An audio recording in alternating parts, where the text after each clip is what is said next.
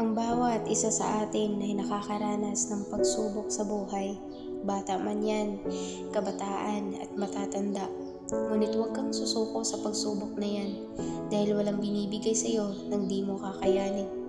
Sa bawat pagsubok ay isang pagkakataon upang patunayan ang ating lakas at tibay ng loob. Kahit na malalim ang dilim at hirap na dinaranas, hindi tayo susuko at patuloy na lalaban.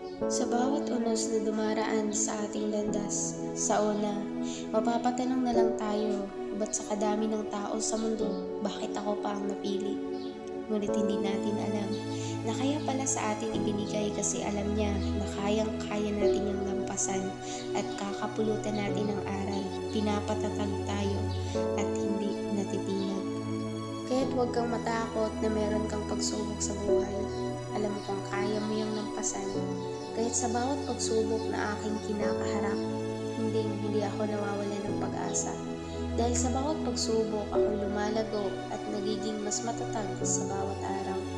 Ang bawat pagsubok ay nagbibigay ng aral, nagpapalakas sa aking diwa at kalooban.